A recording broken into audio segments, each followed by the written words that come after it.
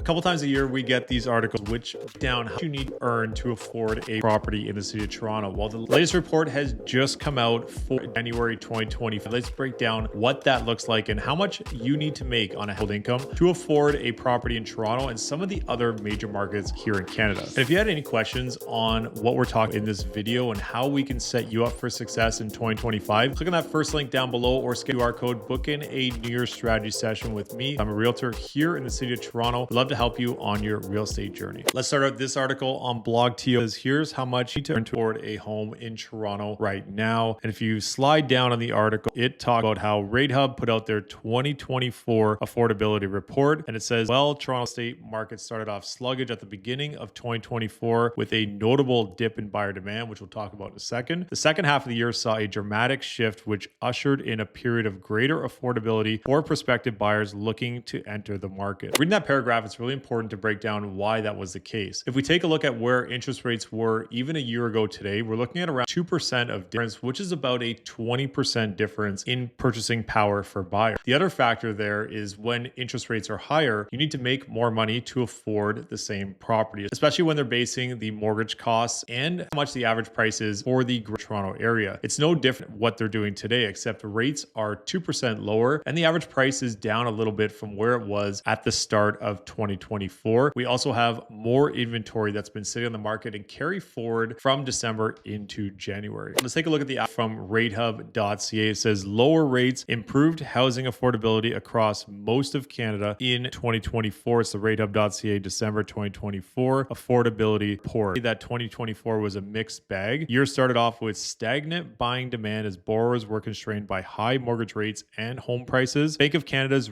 rate hike cycle, which rapidly increased the benchmark cost of borrowing over the course of 2020 and 2020. Many would-be buyers put their purchasing plans on hold. Rates have been coming down in 2024, and we saw it go from a 5% overnight lending rate to 3.25% by December. But more importantly, variable and fixed rates were both down compared to where they were a year ago today. The average price in Toronto did go down by about $20,000 as a whole. So not a huge difference in pricing when you're really factoring in what that percentage looks like. You're around 1 to 2%, kind of across the board for the greater Toronto area. That's from December to December. And generally in December, we do see a slower month. And a lot of those transactions that happened could have been at the lower end of the market, which will obviously bring down the average price. So in 2024, how much did you need to earn to purchase a home in Canada across some of the major markets? To find these numbers, they take the 2024 real estate data, calculate minimum annual income required to buy an average home in Canada's major cities, and they also base this on a 20% down payment, 25-year amortization,